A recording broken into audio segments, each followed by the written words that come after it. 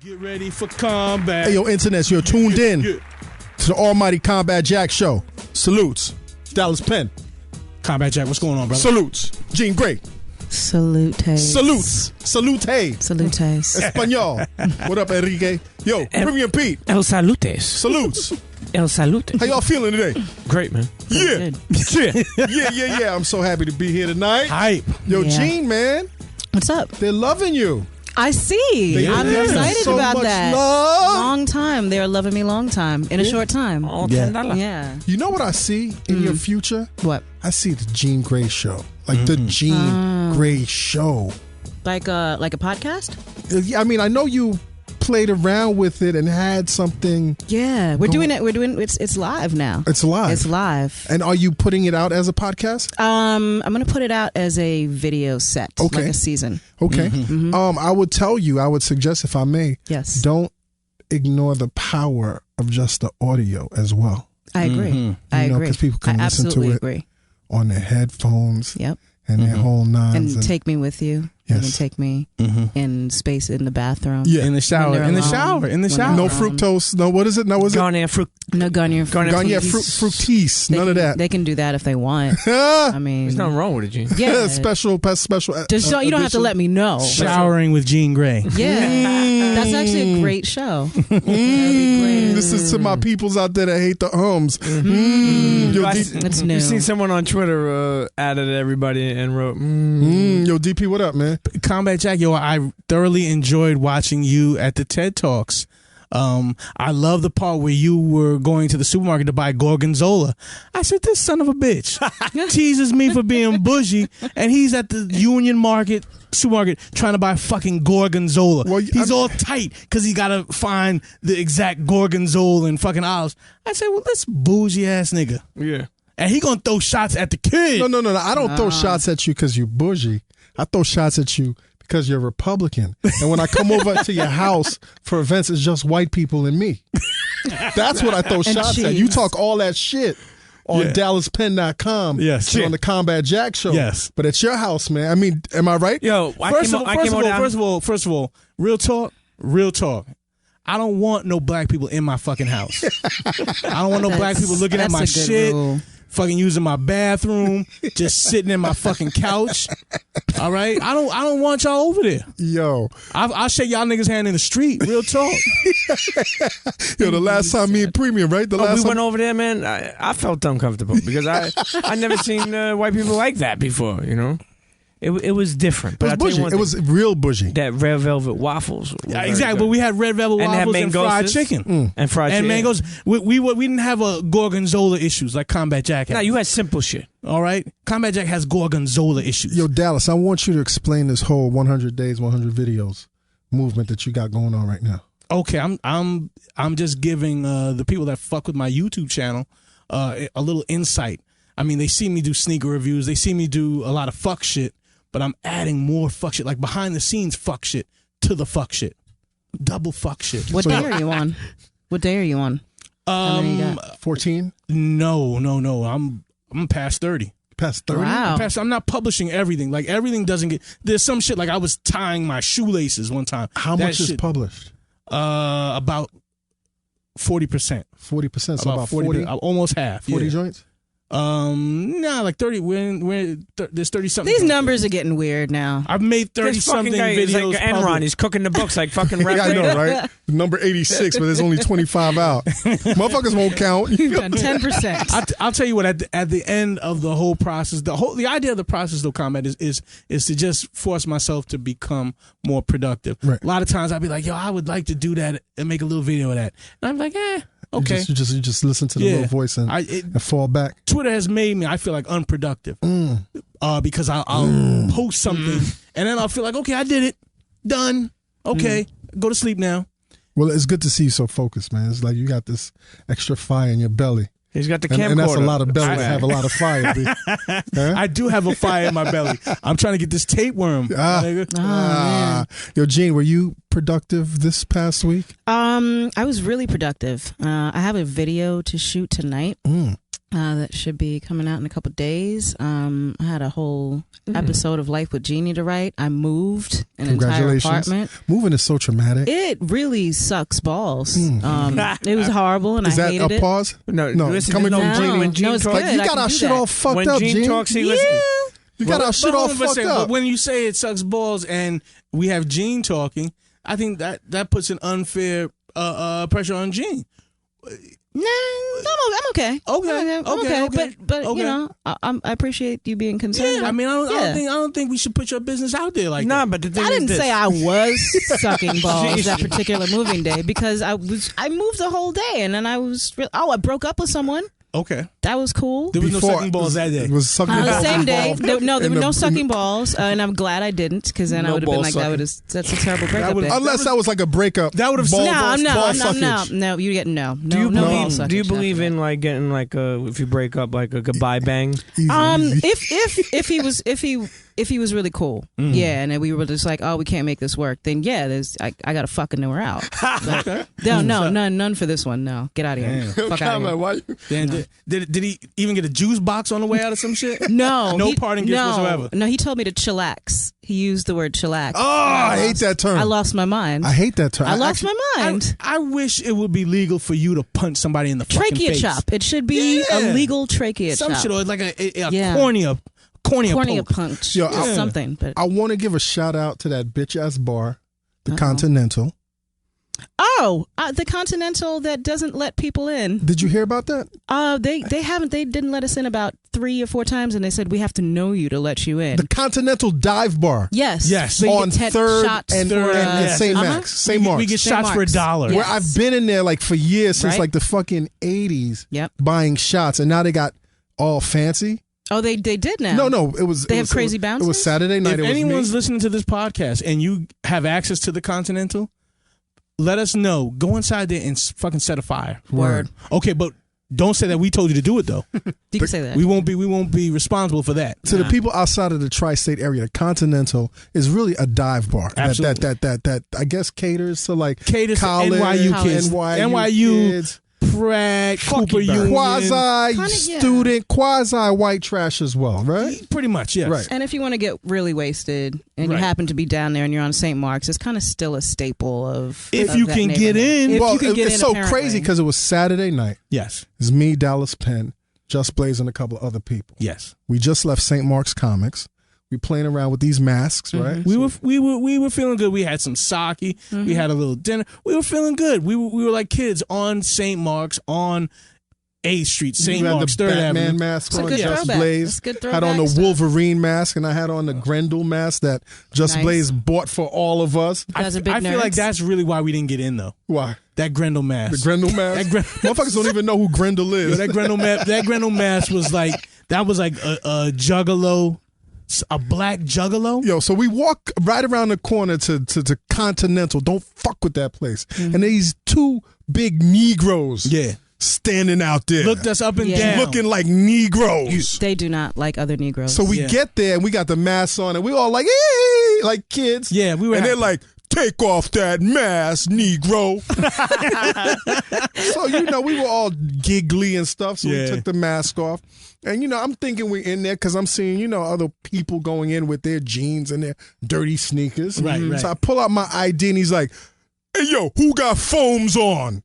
Nobody had foams on. What does that even mean? Like foam posit? Like, is that an insult? what does that mean? Like foam, the we Nike think foam he's posit? referring to Nike foam posit sneakers, but it wasn't really clear because they clammed up afterwards. Is that a I'll show you, signifier Jay. of like doesn't- black people now? Is that you identify black people by foam posits? That's new. I don't really see white people wearing foams.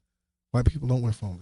Maybe a Yeah, but- few. A few But foam is not. like the It's hype not beast. solely. Yeah, not really. White a people don't black really, shoe. White But- people don't really wear foams. I'll No, be honest yeah. with you. But If a white person had a choice between a Jordan and a foam, They go with the Jordan. they'd go with a Jordan. So that's how they greeted us. Anybody got foam? Niggas on? like foams. Yo, Puerto niggas Ricans got like foam on. So they look at all our feet, and none of us had foams. None of us had foams on. And he's like, "You can't get in, cause you got sweats, Negro." They come up with any reason. And I was like, "For real?" Yeah. And I, at that instant, I was just mad Yeah, because yeah, I was you were like I was steaming. insulted. So this is just fucking Blaze. Right. goes in the guy's ear, and I guess he says to them, "Hey, I'm Just Blaze. What more can I say?" Right. And he looks at Just Blaze like, "Nigga, I don't care who you are. fuck in." Fuck you. And I'm like, hold up. Just if he was a spiteful motherfucker like me, could buy the spot, Right. bring those two guys to the office, Yeah. fire them, and sell a spot back. Right. Yeah. But Just Blaze could That'd do be even fun. better than that. You know, Just Blaze could go find out where they live and put chinches in their house. What's chinches? Bed man? bugs. Okay. So, could've yo, man, hired anybody bed that bugs. comes to New York, man, this is a personal Word. ban against the Continental, man. Fuck them. Fuck and those two Negroes at the door, fuck you too. I can't wait to see them in a different environment. Oh, Combat, please. I got so much revenge in my I wish you right would, now. I wish you would let that go. I mean, I understand how you feel, but look at those dudes again and realize what their issue is. Realize how really they hate themselves. There was a bunch of black guys in front of them, happy with their lives, happy wearing superhero masks and looking kind of decent, right? I mean, listen, we were happy with our lives. We weren't messy. We didn't have on phone posits, Negro. I had showered, so I'm sure I wasn't too smelly. I mean, we were decent. We were decent. We had women's with us. We had women with us, and we Any were white happy people? You had any with white our people? lives. One of the women's could be ditched the white categorized guy. as. We had a white guy. We had a earlier, white but guy with us. He left early. Yeah, but anyway, fuck the Continental. Wait. It doesn't matter. We had women. I have a question. Yes. Well, Pete, you weren't there, right? No. Do they invite you to hang out? Oh yeah, absolutely. But Oh, because I see where this is going. I see where this is going. So Don't go let there. me get this straight. So Let me change the topic. me being Jean Grey. TED Talks, let me- So you didn't invite me to the comic book store where you was bought about- that was- masks, That was not. masks, comic books, and drinking. Hold on for a second. It's fine. It's okay. Here's the thing. It's okay. Gene. Here's Just the thing, Gene. Blaze activated Here's the bat thing, Gene. signal. Here's the thing. It's Gene. okay. It's Just Blaze's fault. Oh, okay. No. No, wait, I'm not snitching on Just. they're throwing Just under the bus. Justin. No. Really? Here's what happened, Gene. Here's what happened. Like, seriously, you just got on.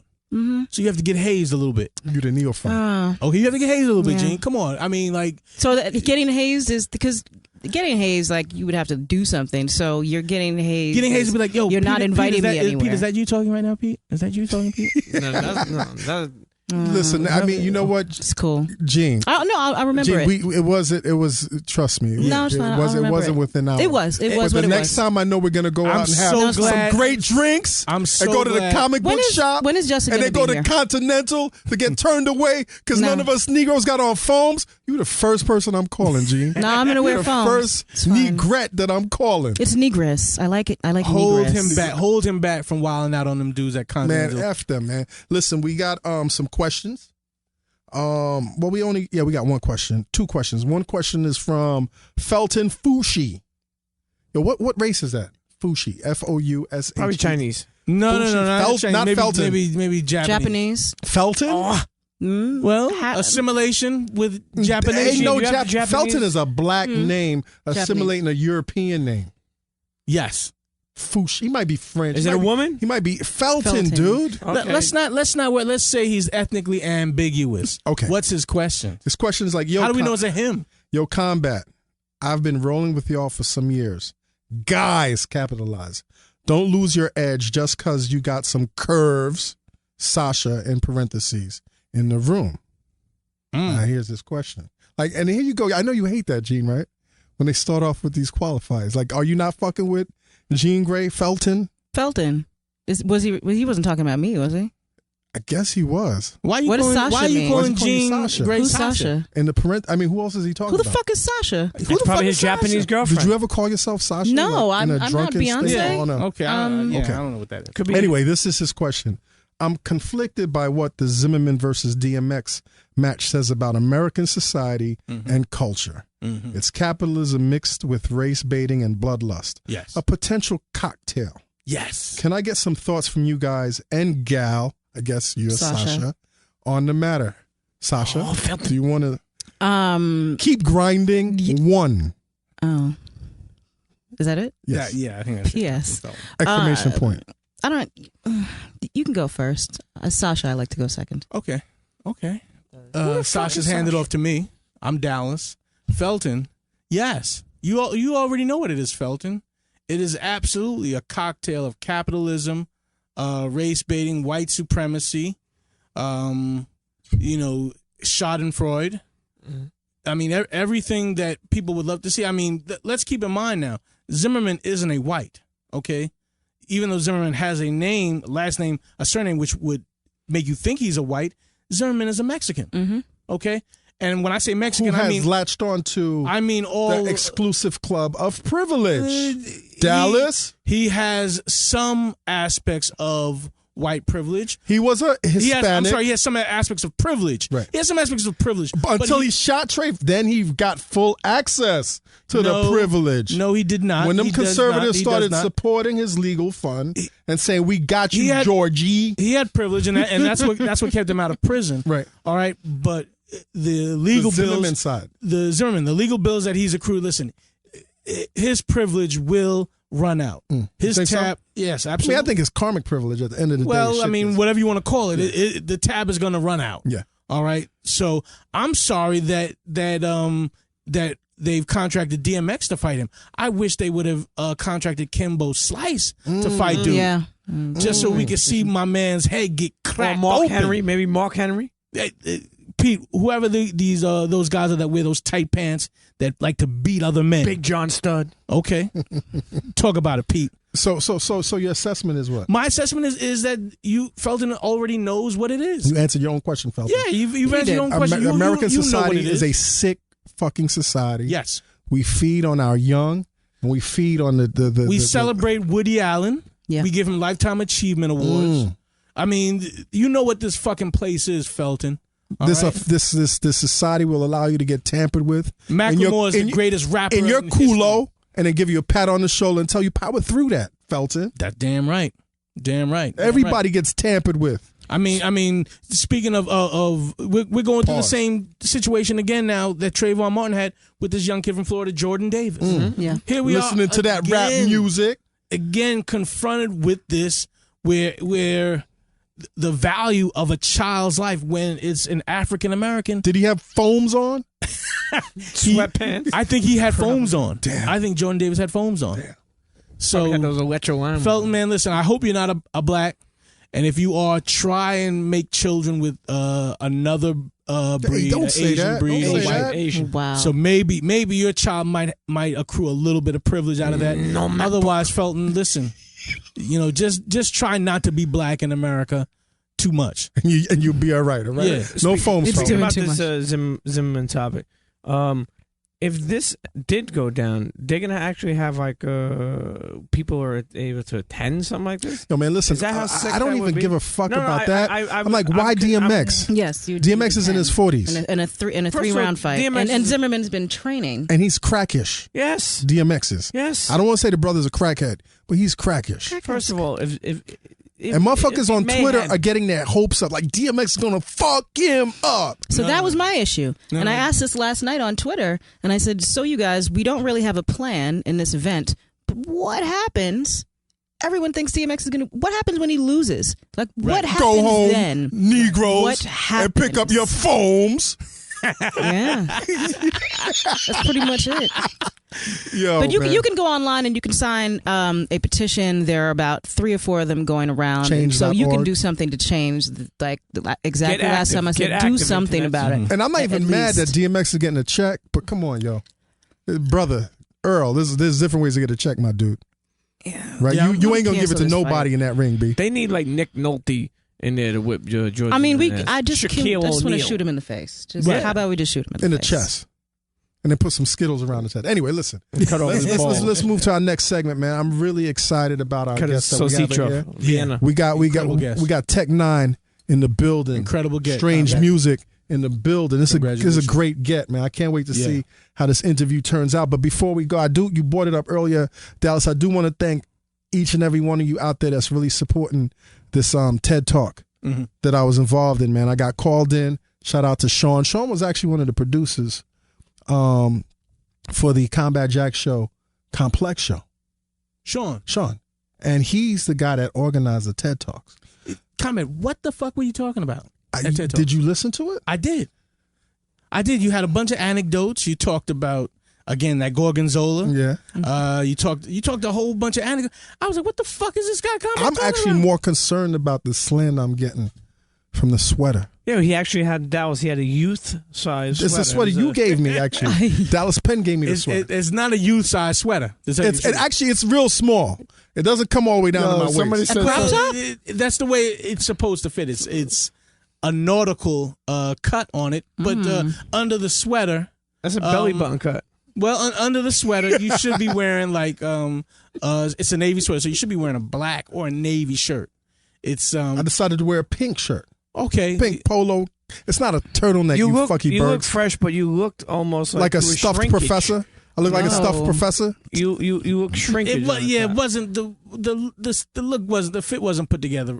I mean, listen, real talk. The next time you're gonna do a talk combat, come see Dallas Penn. Let Dallas Penn first of all style you. I didn't even have the time, dude. Two, I was stressing out. Let Dallas Penn write your motherfucking speech so that you make some fucking sense. You didn't like my speech? That you make some fucking sense. You didn't like my speech? Anecdote after remembrance after what the fuck? That was kind of like what the instructions I was I don't agree given. with you, Dallas. I think he did a great job. On what? What did you get out of it? Well, first of all, for people who don't know this fucky Berg, okay, he basically explained situations in his life, things he'd been through, what he's involved. Let him talk. You know what, Pete? Dan, Pete, shut his mic off. Pete, I love you, but see, that's that kind of jail shit. You know what I mean? What the fuck are you talking about? Like Combat Jack only makes sense to motherfuckers who been to jail. See, now who you're love anecdotes. Who love motherfucking remembrances. I'm gonna tell you. Who love to like close their eyes. The crazy shit is, I got to talk really about diversity in a room where I was the only black man in there. The only thing I didn't like, that should have been your point.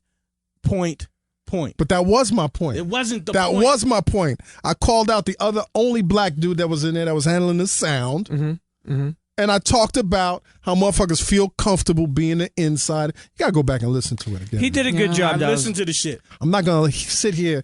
I don't give a fuck if everybody out there slanders me in my sweater, but don't fucking slander the content. Next time you gonna do TED Talks, Combat, really come to me. No, come to me and I will write your shit for you. No, I will style you. No, internet. Once again, come to me. Let me tell you something. It was an honor to speak. Let me help you to represent the culture. I think I did a great job. Now that I think about Dallas, really proud. And the only thing I didn't like, sorry about that, comment, but the only thing you threw a couple of things out there where people would had to be in the know to know. Well, I like the way you did that a little bit, but when you talked about your daughter. And you're like some prestigious. I think you. I was very upset that the whole audience. He was on his fucking shit. I mean, I had to stunt. I think you should have paused. I don't want to be. I was talking with an executive. No, I don't want to be up there. I don't want to be up there being the woe is me black dude. He told me I don't want to be the woe is me black dude. Like you're whoa, not supposed to be a victim. So I did the whole reality shit. You're busy buying Gorgonzola. Then I stunted. You're busy buying Gorgonzola at Union Market. Talk on it. You fuck stick. Talk on it, Dallas. Internets. Tuned into the I will Combat style Jack you. Show. Yeah. Tuned into the Combat Jack sweater. Show. Gene Gray in the building. Yo, let's go. TED Talk, To the Schmedium. homie. F your radio, internet. TechN9ne. Schmedium sweaters. Out.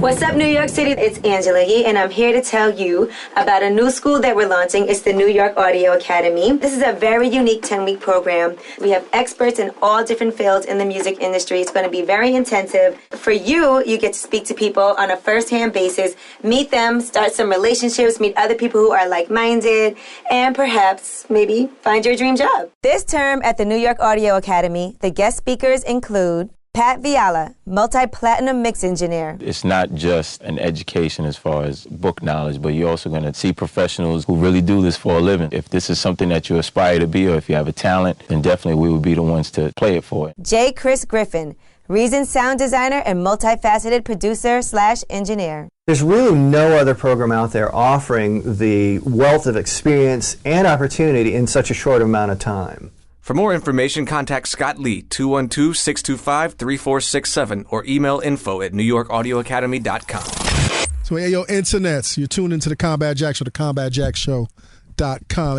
Your radio. F your podcast and F your TV show. Yo, we are so honored to have this man in the studio right now. I've been reading about you for several years. Yeah. In Forbes magazine or something like that?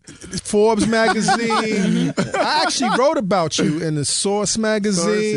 You did. I don't know what happened, but we did like a Power 25 for Complex last year, and I threw you in there, man, because I mean, listen, man, internets. Just welcome to the Combat Jack Show, TechN9ne. Much love. Yeah. Technician number 1 is in the house. Yes, sir. So you just announced this tour, man. Yes, I did, man. 70-something dates. I'm going to say 70-something because it always changes. Okay. Everybody's saying 70 dates, but I heard before I left it was 75. And when I get back home on Saturday, if I get out of New York before it snows or whatever, it'll probably change to 85. So we'll see. I'll never do 9 shows in 105 days again. I did that with Machine Gun Kelly. I'll never do it again. We did it for the Independent Grind Tour, right? Yeah. It's called this one? Grind. Yeah. This is 2014. We did one before with Slaughterhouse and E40 and Glasses Malone and J-Rock and all of us. You know what I'm sizzling. So this is the next one. Speaking of the tour that you went on with Slaughterhouse, I talked with Joel Ortiz, and just in an all-fan conversation, he was blown away by your energy, by your work ethic. Yeah, I'm blown away by his energy. I go on their bus sometimes at night, we all drinking, and he's the one with all the ideas, like some beats will be playing. He's like, it should go, da, da, da, da, da, da. He's the one he's the creative guy around them. That's what I saw. You know? He has so much energy. So for him to say that about me, yeah, that's beautiful because he's full of it. Not full of it. He's full of it. He's full of it. Oh, we're shots. But do you find that with younger artists that they get amazed that you're more energetic, you're more inspired than they are? Where does that come from? Well, the younger ones, man, didn't have the pleasure of growing up listening to Africa Bambaataa and the Soul Sonic Force or Mantronics, Just Ice and Busy Bee rocking the crowd. You know what I'm sizzling? They didn't have the pleasure of knowing or really dissecting of Eric B. and Rakim paid in full album or Public Enemy. It Takes a Nation of Millions to Hold Us Back. You know what I mean? Fear of a Black Planet, whatever. NWA, just all that. Slick Rick, you know what I mean? Just all that old school music, even Davey D. We bought Davey D. We thought it was all rap, but he was singing. You know what I'm saying? So it's like they didn't have the pleasure of having all that or going to see KRS-One do The Bridge Is Over. You know what I'm saying? In his prime. Yes. You know what I'm saying? Before the dreadlocks. Yes, man. You know what I'm saying? I think the dreadlocks were just starting. Still, yeah, he had a little puff. I was in L.A. at the time. I think it was 93. And this is way after it came out, but it was 93, and he performed it at the Grand Slam downtown L.A. when they had it down there, and I was in the crowd. I'm like, wow, and it was still popping. You know what I'm saying? Like a lot of them didn't see that, how you supposed to command a crowd. I was a student. I was there when Cypress Hill first did it. I was there when I first saw Tretch in 92 do... with the machete? What? Did he have the machete? Yes, he did. Ah. Yes, he did. I seen him at the BRE convention in 92. I'm sizzling. I saw it happen. The hip hop parade thing happened. And I've been a student ever since. And a lot of these youngsters, they didn't get that. See, and it ain't their fault. You know what I'm saying? It's just their parents' fault. Right. So you find that because you're a student and you have this luxury. Yeah. Because most people today would think that you being in the game for so long, that's a disadvantage. But you see it as an advantage, like coming from school, real school, like the official school that generated this industry. And I'm still on the incline, so that's saying something about them, the guys that come up and they've gone. I'm still here, though. I'm independent. I use my own money. Me and my partner Travis O'Gwen, and it's like I feel immortal in it. You know what I mean? I feel like Jay-Z might feel, you know what I'm saying? Because he's been in it. I feel like Nas might feel. I feel like Scarface might feel, you know what I'm saying? The dudes that been in it since the beginning and still here and still able to sell.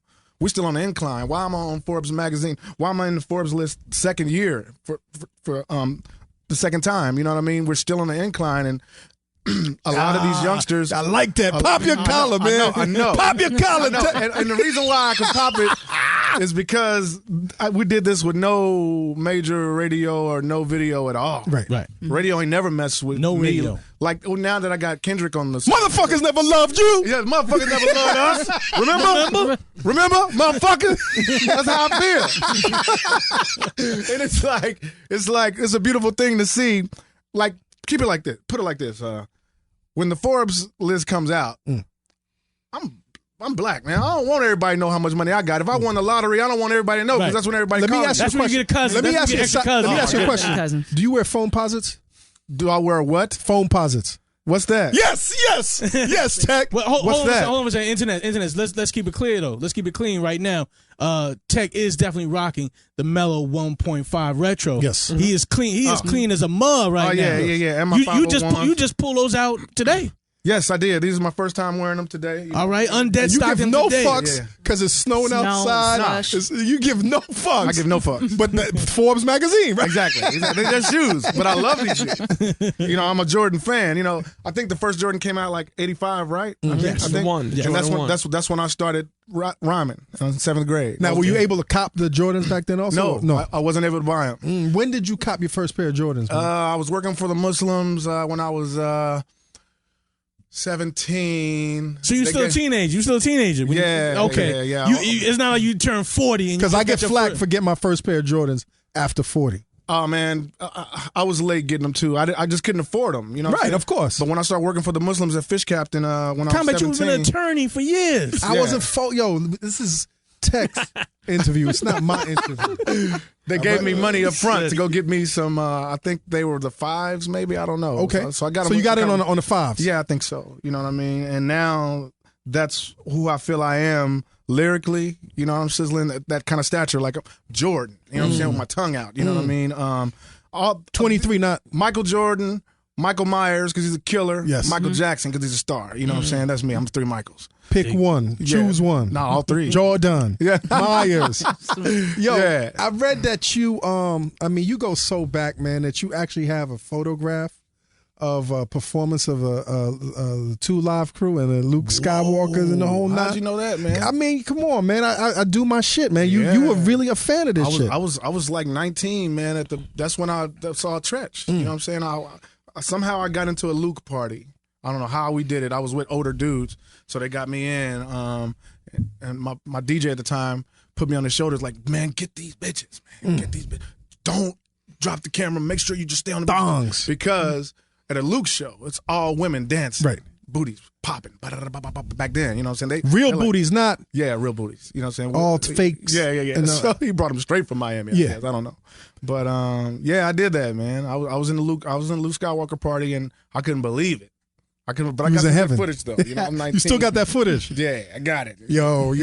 He's holding me like this, sweating. Are you getting it? Are you getting it? I'm like, yes, I'm getting it. I got it. And I also read, man, that you actually missed. It was a slim opportunity. Like you missed a slim chance of being on the road with Hammer as one of his dancers. Oh yeah, I missed it on purpose though. Okay, I missed it on purpose. My homeboys that I used to be in a dance crew with, the Imperial Preps. It was me. I was the younger one. You know, so my boy Carlos brought me in, but Zester, you know, No Bones with the hair. You know what I'm saying? They all from Kansas City. Swoop. You know what I'm saying? All that stuff that Hammer was doing. That pop shake. Oh, we made that up. You know what I'm saying? That's Kansas City dance. Right. Pop shake. Okay. You know what I'm saying? So they went to go. Incidentally, Internet's Tech just got up and demonstrated the dance. I don't never do that. So you don't ever do that? Nah, thank you, man. Yeah, I can still do the pop shake because it's Kansas City. So while you're coming up, man, you're really in, like, you're not just, you know, learning your breath control and learning how to rhyme and mastering your skill, but you're dancing. Yeah. You're really studying the art of performance. Totally, man. Showmanship. It's about that. It's about that. If you want people to keep coming to your show. Right. Mm-hmm. And I think that's why we're still on the incline, too, because people want to show their friends, you got to see this. You know what I'm saying? And I'm thankful for that because I used to be a break dancer and a pop locker before I started rhyming. With rhythm came rhyme. You know what I'm saying? Thank God for it. Right. Because what pointed you in the direction of rap, man? Like rapping? Slick Rick, man. Lick the Balls, man. Pete? Ice Cube. Chuck D. Boogie Down Productions. You know what I'm saying? Maybe The classics. I love what they did. And lyricism. Yeah. I mean, then my question comes, when you're creating a song, when you're writing your rhymes, I mean, how many books do you go through? Paper, you mean? Paper. What's your? Depending what you're writing on. Do you still use paper? Yes, I do, man. Okay. I have to. My style is intricate. Some of Yes. the people appointed to give an opinion and never do get it. I want you to come in and gobble Jimmy and die. Need to be given a remedy again. Why? Critics are really the enemy and I can't stand the way they slam today's gifted. Effing incredible. Get fanned away with grants to pay. This gem will a scripted. Definite impeccable. It's like you got to write You that. just did that shit like. You know what I'm saying? and not only that, but I mean, there's no economy either on your words. Yeah, man. You're spending mad money on them words. You're Yes. putting crazy words in there. Well, it's like this. That song "Fragile" that's out right now with me and Kendrick. It was inspired by somebody at the L.A. Times that said something. What they say about my what they say? Performance at Rock the Bells. Yeah, Rock the Bells. No, not Rock the Bells. Pay Dues. Okay, because I did both of them. Right. You know what I mean? They said it was somebody that wasn't familiar with what I do. They said, for one, I am a black man and I wear tribal paint. White paint on my face. My dead homie, rest his soul, Brian Tribal Dennis. paint. Yes. Note the word. Yes. My boy Brian Dennis painted my face back in 94. Damn. 94. Damn. That's really good, brother. He died from a crime of passion. You know what I'm saying? The girl he was with had an ex-husband. He was still in love with her. They came home on Christmas Eve. Brian saw somebody moving in their house. He told Kim to stay in the car. Her daughter, Alyssa, was young, like 5 or something, I don't know, or younger, was in the back seat. Brian went in, the dude shot him, killed him, went out in the car, shot Kim, his ex-wife, and shot himself in front of little Alyssa, you know? Right. So when the dude said, although TechN9ne can be sometimes gimmicky, Right. I'm pissed. Because he didn't take the time to know He didn't do his I wear homework. the face paint still in honor of my dead homie. Of course. That's my best friend that died. Right. But he didn't know. Right. But he put it out there The with the thing about audacity. journalists, some journalists, I won't say all of them, they'll try to Hacks. critique some They're shit. hacks. just They're to- not journalists, they're yeah, hacks. Exactly. They just write some shit and expect people to not be passionate about it. And he called me redundant when I'm the nigga that talks about the whole spectrum.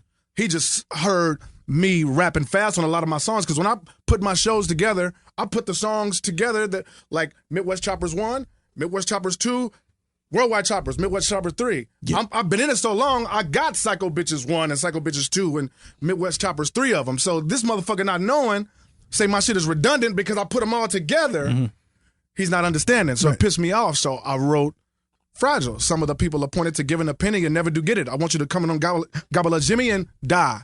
Need to be Gobble a given the Jimmy remedy and and die. why. Critics are really the enemy and I can't stand the way they slam today's gifted. Effing incredible, get fanned away with grants to pay. This gem will a scripted, definite impeccable. And I said, right around, I'm gonna put everything in a flow. I'm the nine, I'm gonna look very mean when I flow. When I foe, ascribe a line, but he has never been at a show. By the times it'll be better leaving in the stove. Cause they wrote nothing but lies. Quotes stuck in my eyes. Amateur writer dissing. He's a beginner and hopes for your demise. Folks, some are despised, never do try to listen. It's real. I'm mad. Clueless when you scribble on your pad. How you gonna criticize with a chisel on your nads, sizzle in your ad? You don't really get why I'm so pissed. Understand this. Understand this. I'm an artist and I'm sensitive about my shit. You know? And that's how I felt about it. You know what I mean? And I went and got Kendrick Lamar to come speak on it. You know what I mean? So I know I got off the subject, but that's even though the That subject was is very everywhere, much on the subject. but to have that kind of song being played on the radio now, you know what I'm saying? I didn't have to compromise and say anything Right. to be, okay, I got to do a song like Chains or something, or I have T-Pain on it, you know what I'm saying? In order for it to be on the radio, I got to do a song. I mean, I've done a song with Pain and all that. You know what I'm Of saying? course. But that's my dude, you know what I mean? But to have Fragile being the one, some real shit on the radio, that's just beautiful to me. You know what I'm saying? It lets me know that I can do whatever the fuck I want to do still. And you're doing whatever the fuck you want. Yeah. Like, more so now than you ever did. Yeah, man. More so now than you ever did. Yeah. I want to go back into your past, man. And you know, the cats, you mentioned some big names that we all know, but like I want to go back to your past when cats like Lavelle Bacardi was inspiring you. Whoa. Let's talk about Lavelle Bacardi. When Vel was rapping, I was dancing. Who was Lavelle Bacardi? Vel Bacardi was one of the forefathers of Kansas City, Missouri hip hop. He came out here. He made an album. I don't know if he made it out here. He might have made it in Cali. I don't know, but he made it out of Kansas City. Yeah. He made it out of Kansas City, and he had people like Chino XL respecting his freestyle. You know what I'm saying? His freestyle. Is Chino from Kansas City? No. Chino from out here. Okay, from out here. Yeah. But he's from New Jersey or something like that. But Lavelle Bacardi was the guy back then. I was proud when I bought his album. Like, wow. Cassette. You bought his cassette. Yeah, it was. I'm holding like a CD. It was a cassette. You're right. You know what I mean? Folded that shit out. When I popped it in and I heard he was talking shit about me.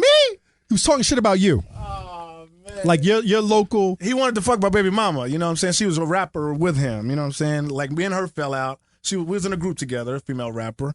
And, you and her were in the group. Right. I wasn't supposed to fuck. And so you're in the group. Then you tap. We had a son. Okay. You know what I'm saying? And got a blood test, and it was 99%, mine. And now that my son is 19 and he's the shit, right. I wouldn't trade him for the world. Right. So at that time, she was mad at me, and she went to go rap with him out in L.A. L.A. is when they did it. Okay. So it was okay for her to be talking shit, right? Because she had a reason, yes, to talk shit. You got a motherfucking. Anyway. So you had no idea that he was going to do this. No, I had no idea. She could be upset. So he can't say so shit. So you was Nas and he was Jay-Z at the time. Oh, this was Nas, Jay-Z, and Common. Yeah, he wasn't supposed to say shit. Right. If she want to say shit, she can say it because we was into it. Of course, Gene, you was about to say. I was going to say that had you guys known each other, or was he just? Oh no! I know him. He's supposed to be my cousin. But you had. He's supposed to be my relative. What do you mean he's supposed to be? He's supposed to. He said that he's on my daddy's side. I'm like, really, and that kind of thing. Okay, it's more. You know what I mean? So I knew him. He's Vel Bacardi. He's the big thing in Kansas City. I'm the dancer. I started rapping later. You know what I'm saying? He's a little bit older than me, and so it's crazy because the cat that's inspiring you. Yeah. When he's throwing shots at you right now. Yeah. Is he inspiring you more? Yeah. Because he's not supposed to be mentioning your name. No, he's not. Right. He wasn't supposed to say anything. Right. And I didn't think we had anything. And I hate to rekindle that. Of course. I'm just telling. I think we were talking about something that you brought up Vel Bacardi. Of course. And I told you I bought his album. I mean, not his album, but his cassette. But that must be the best feeling in the world, too, to buy somebody's album. Like, for you to want to buy somebody's album because you respect their craft. Yeah. And you throw on the Sony Walkman headphones and he's throwing shit at you. Oh, is that not the biggest? Like, whoa. What that nigga say? What that nigga say? I'm like, what? This nigga, I forgot what the fuck he said, but he got you ignited. Yeah, he did. And I made a song called "He Wanna Be Paid." You know, it was like E40 beat or something. E40 was real big in Kansas City, and I got him. Man. And I had a song called "Slacker" come out, and he called me a cracker. You know what I'm saying? He did one called "Cracker." It was pretty good. So you went back and forth. Yeah, we did. And whatever eventually happened to Vel, man. I don't know, man. Cracked out. Damn. That's what I heard. I don't know. I haven't seen him. I haven't seen him. Just people come to me and they ask stuff. It's hard to have your stamina. Yeah, man. You know? Yeah. I haven't heard nothing from Vel in forever. Yeah, I heard. You never heard of Vel. I heard. I heard he's been calling us at Strange Music though, like he's ready to do something. But you want to move on, man. I don't go backwards. Right. You know what I'm saying? I wish him the best of luck though. Of course. You know what I'm saying? It was fun. You know while it lasted. You know. But I come from a blood neighborhood, a gangbang neighborhood. It's like I don't really. I love hip hop, but when it turns personal, I don't want to rap no more. You know what I'm saying? And thank God that I never really had to get into it physically with somebody, you know, over rap. Right. But so a couple of people came close, you know, because I feel deep inside I'm an angel, you know, so even though I have worldly ways, you know, money, women, this, that, and the other, but I'm naturally a good person, you know. You can look in my eyes and tell I don't mean no harm, no malice, no malicious intent, no nothing. So when somebody says something. And that's unprovoked. Oh, yeah. I'm ready to go. You want to get in their ass. Evil brain, angel heart. Pause. Thank you. Boom. That's me. Now you've been in the game, like you technically officially have been in the game since 1990. Right? 1990. Yeah. So what you're doing right now technically on paper is not supposed to be happening. I know. Because rap technically, once again, is no country for old men. No country for old men. Well, hold on for a second. In a way, TechN9ne kind of gets a little bit of red shirt credit because you dipped off from the game but then you came back with strange like.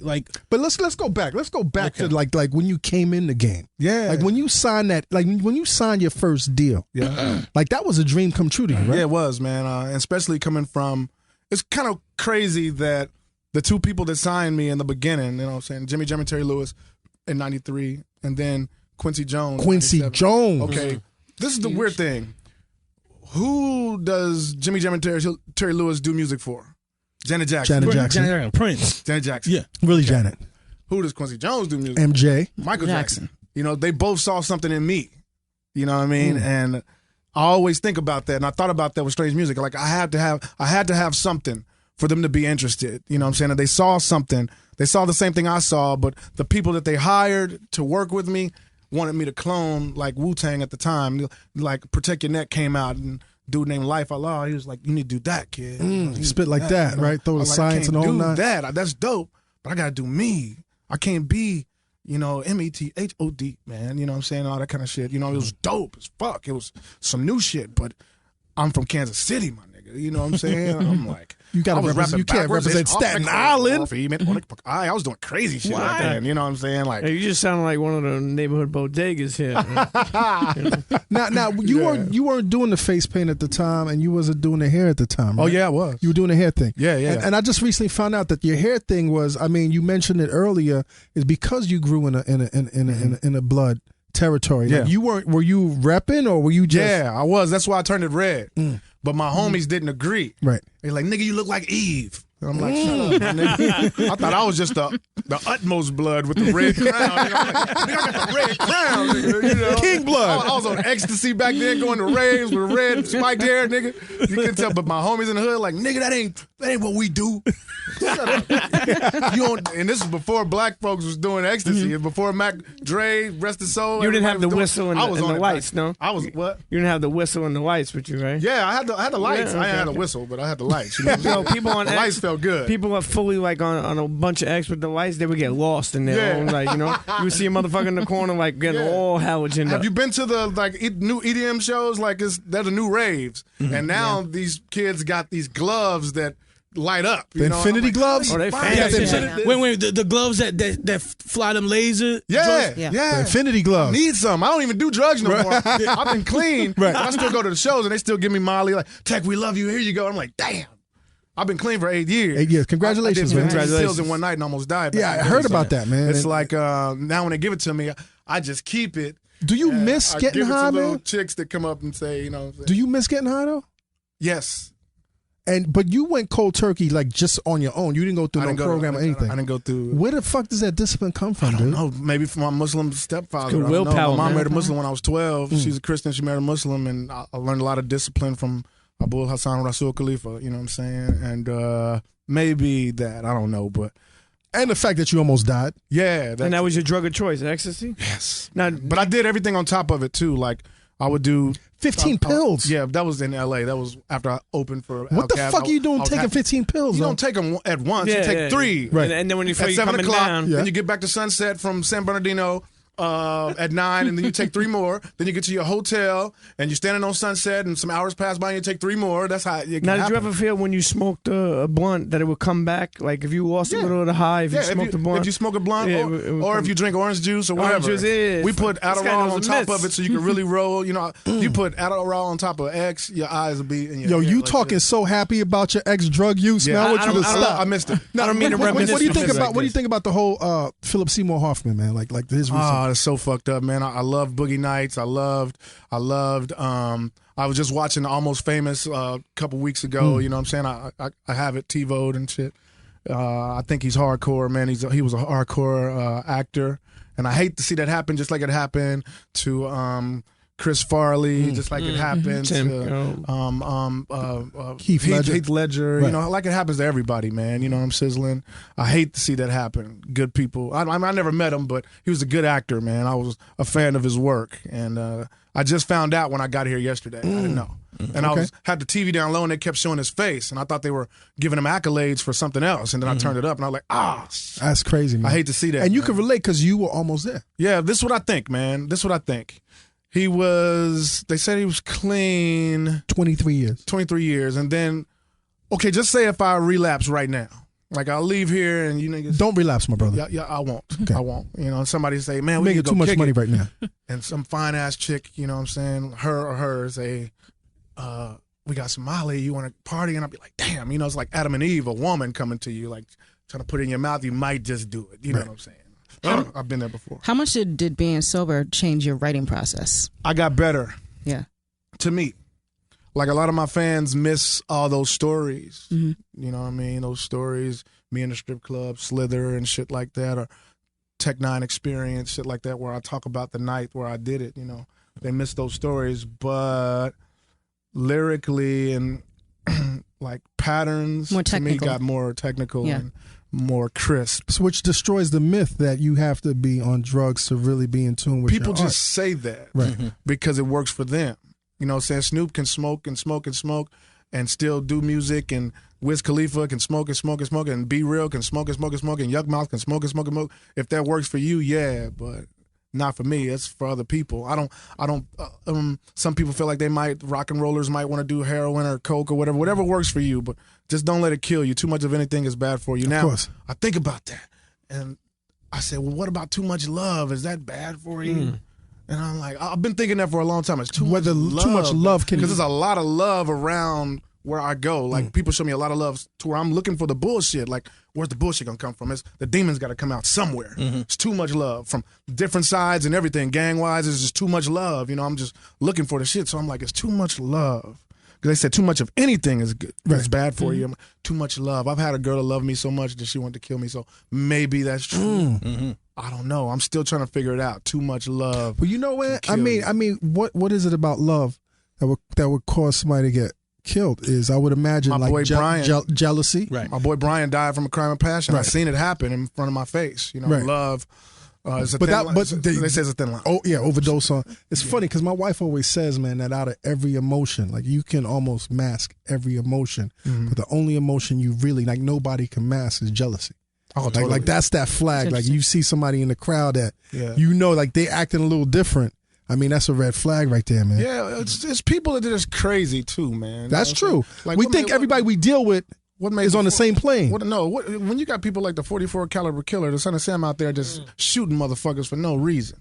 When you got Jeffrey Dahmer, you know what I'm saying, in Milwaukee, eating black motherfuckers and shit, you know what I'm saying? Barbecue. It's like, come on, man. Well, the darker the berry, the sweeter. Yeah, that's what they say. That's fucked up. Now, was ecstasy your drug of choice? Oh, yes, yes. Because I have a great insight on this, but your writing skills back then, like, I remember personally taking a lot of ecstasy, and it made me at one point in time growing up a certain way, and I'm sure you grew up a certain way, like moving around, and then also when I started taking a lot of ecstasy, I found myself like being more emotional in the sense of being more open to people. It's like, love and appeal. It's love. Yeah. Whoever put that much love and appeal need to be shot because it's addictive. You know, so especially if you ain't got to be in pain spiritually to enjoy it. You know what I'm saying? You can still enjoy it, right. Molly and all that. But I was spiritually in pain. You know what I'm saying? So that made me feel like, forget all my problems financially, you know, fuck the IRS, you know what I mean? I'm on The IRS has some problems. You know, they will crush your And goddamn soul. They will crush your soul, the IRS. Oh man, I just paid them $800,000. Yes, but you could pay them $800,000. Thank the Lord. Did it Thank hurt the Lord. when you paid them? It hurt me to pay $100,000. Right. To me. Right, of course. Right. Why does it hurt? Because I feel like you didn't help me make that money. You wasn't with me when I was shooting in the gym. Yes. You know what I'm saying? Motherfuckers never loved us. Motherfuckers never loved us. So, Remember? So they say, welcome to America is what we have to do. I understand it. You know what I mean? But, you know, like half a nigga shit, you know what I mean? Like, Half, right? So if I... And half of a lot is a lot. Yeah, so 800,000, you know, I had to make a little bit. You know what I'm saying? You know, but, you know, I was able to pay it in 2 months, man, and... thank the Lord for music, man, because they was talking about Were they coming at you like that? Oh, yeah, man. Tech, have you ever done 2 shows in a day? Yes, I have. Okay. In Canada. Dig it. In Canada, on an island called Victoria. We park on the, I'm visualizing, we park on the hill, our tour bus, because the tour bus has to get on a ferry to take you across to Victoria from where you leaving in Canada. And you do a show at 5 for the 16, the 19, and then at 9 for the older motherfuckers. You know what I'm saying? Yeah. And it was hard to do because what I do, You we do go 100%, in. yeah. We go in, but we did it. I was worried about my voice, like being hoarse, because we, blah, blah, blah, blah, blah, you know, for an hour and 30, you know. So, but we did it. And we've did it more than once. We've done it more than once. Now, I read about you coming up and you having a traumatic past, and that leading you to search for God. Totally. And searching for ghosts. Yes. And And you were actually a ghost hunter. In I a was. sense. People, my mom, real sick, you know, still to this day. She's better now. She just came out of meningitis of the brain, you know. She had epilepsy since she was 18. Grandma seizures, the worst ones. Later on in her life, lupus happened. Then diabetes just happened like 2 years ago because she got kind of big. 2009, pancreatitis happened from all the medicine, I think. All the medicine they give her. You know, she made it through that. She almost died. That's why I did the dark album, KOD, King of Darkness, because I was like really saying that nobody's darkness can be as dark as mine because my angel is dying. This is the woman that's a Christian. Jesus Christ is her life. You know what I mean? She's the one that drugged me to church. Right. She have so much love. She married a Muslim. You know what I mean? She taught you how to have faith, which is a powerful, most powerful. She taught me how to have faith. So to see my angel suffering all these years. All these years, and she goes to church every day. When I was going to church, she took me every day of the week, Monday, Tuesday, Wednesday, Thursday. So sewing circle is going to be this day, choir rehearsal is going to be this day, and so you were really indoctrinated into the church. Yes, I was. I was in the Sunshine Band when I was younger. What denomination was that? It was Baptist. Baptist. Okay. So Tech, let me cut you over. Okay. In my mind, I thought that you were brought up through Baptist because I was like, yo, there's a way that you preach when you are evoking, when you are giving your music. Yeah. And I'm like, yo, Tech was brought up through Baptist because he is, at some point, he's going to speak in tongues. That's crazy. You know, my name means high priest, Aaron. I ain't peeped that until later on in my life. They named me Aaron. And I always say I dislike that name because my auntie named me Aaron. My mom named me my middle name, Dantes. And my family name is Yates, Aaron Dantes Yates. Aaron, in the Bible, he created a false thing for the townspeople to worship. He was Moses' brother. Right, the golden calf. Yeah. Moses went to go part the Red Sea and all that shit, you know. So that's another thing that, in a sense, psychologically you kind of carry. Yeah, I used to wear a preacher's robe on stage with the red spikes. I was blood. I was a preacher. I'm just a clusterfuck. And that's what people didn't understand. They're like, what is this shit? You know what I mean? But at the same time, but what was drawing you to that? I mean, was it just... It's all my experiences. Right. I was raised in the church. You know what I'm sizzling. I live in the Midwest. You know what I'm saying? And when you get that teaching in the Bible Belt, it's dark as hell. It's dark as hell. The Holy Ghost. The heart of America. You know what I'm saying? Revelations. Sodom and Gomorrah. Plague of locusts. Yeah, man. You know, that's scary. Yeah. So why would my music be dark? Right. That's what I'm saying. So did you grow up with this fear of, like, God? Like, you know what I'm saying? Because the wrath of God is very scary. Well, I wouldn't say fear because we prayed every night, man, and I always thought that it was like a deity that was there, you know, this godly thing to protect us. Right. But as my mom got sicker and sicker, when pancreatitis hit in 2009, that's when the song "Show Me a God" came out. Because you started questioning, like, how could this woman who showed me so much faith be going through so much? Where is the reward for the faith? Exactly. Right. And my you know, my family, they own churches and shit, you know what I'm saying? Like 3 of them somewhere in Kansas City, you know, over the years, you know. And they always said, that's good money, man. They tell me, Combat Jack will look in your wallet. The Lord is testing your mama. I'm like, testing her all these years? It's been decades. She's been sick. And he still don't know. She still don't know. It still don't know. Whatever the fuck it is, doesn't know that this is a follower of it. Right. So... show me a God. I'm kind of feeling that it is a facade. Show me a God. Because you're angry. In a sense, you're angry now at God. Yeah, and if it is, why ain't he doing his job? I said, and if it is, why ain't he doing his job? Show me a God. Job. Even if it's a thing, a man or a broad, show me a God. Please let me know something is listening when I'm down on my knees. Right. Because I pray all the time for my mom, you know. So that's why I've never doubted because I was taught to have faith. Right.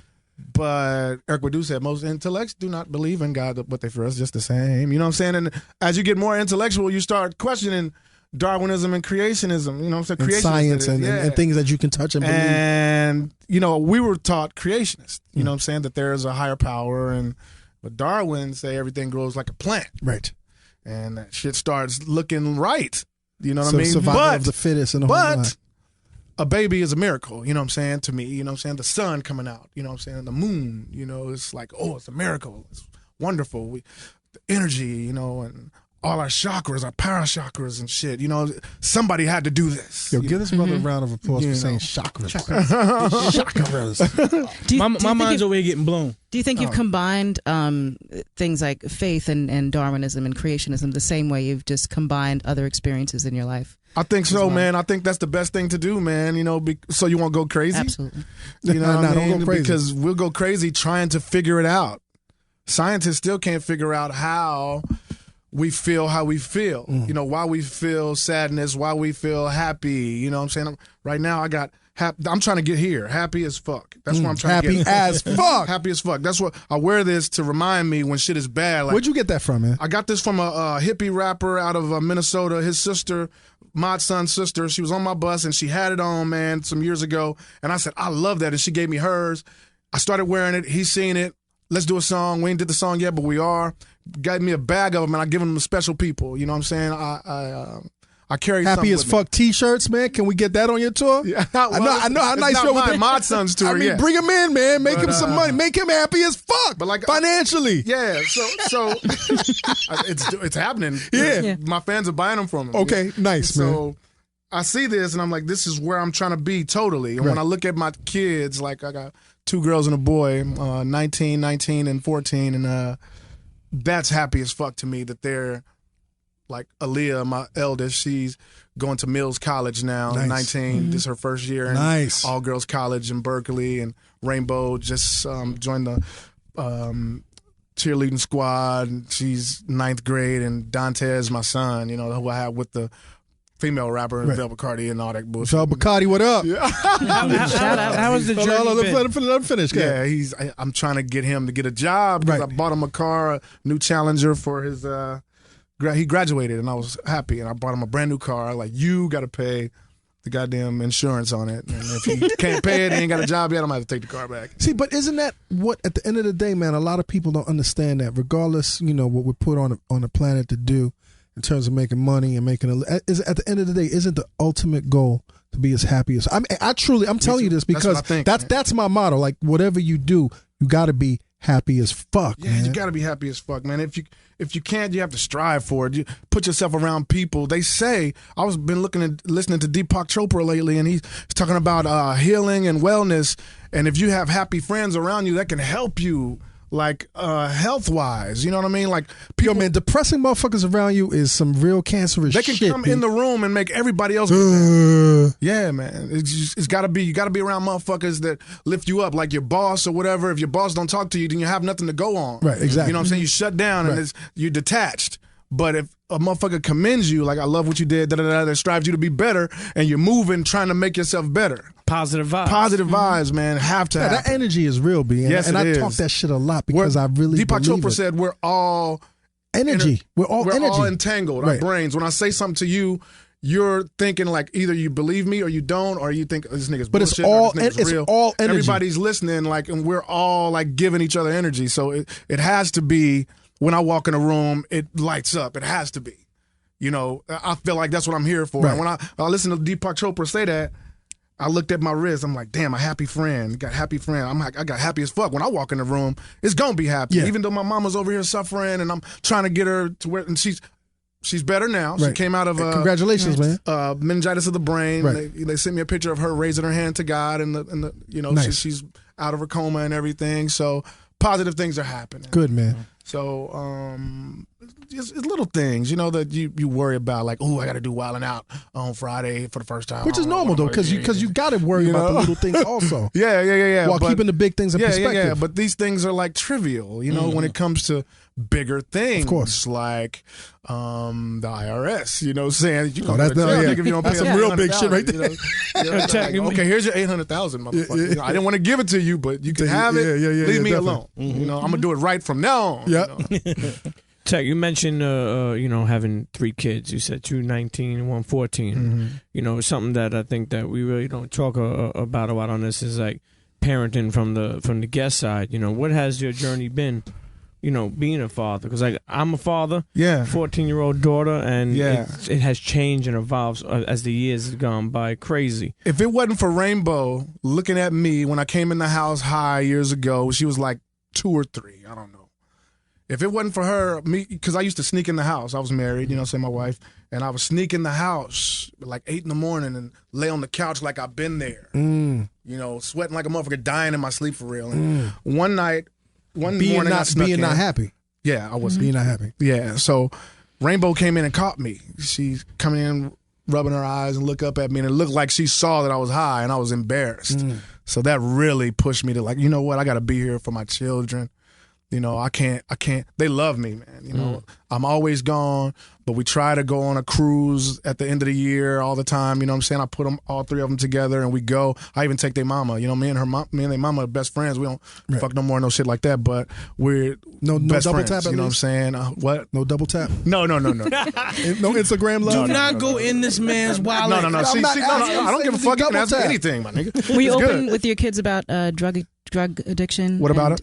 Open with your kids about talking about drug addiction. They know about all that. They know about all that. When did you start that conversation? We didn't close our kids' minds to anything. We could, as you should. Their iPod, it blew me away. It had Planet Rock in it, and These Are the Breaks and shit like that, on top of System of a Down, on top of, the new shit, Lil Wayne or whatever. They had all that, and I think that came from us, their parents. Rap kids need rap fathers, yeah, man. When they had the old school rap in there, though, I was proud. I was like, damn, how did they find that? Did I do that? What was I doing? But they pay attention, and if it wasn't for their drill sergeant mothers, I was incompetent at the time. Which is good to acknowledge that. I don't think, go through that. I don't think I could have did what those women did. Of course for those not. Kids. Of course not.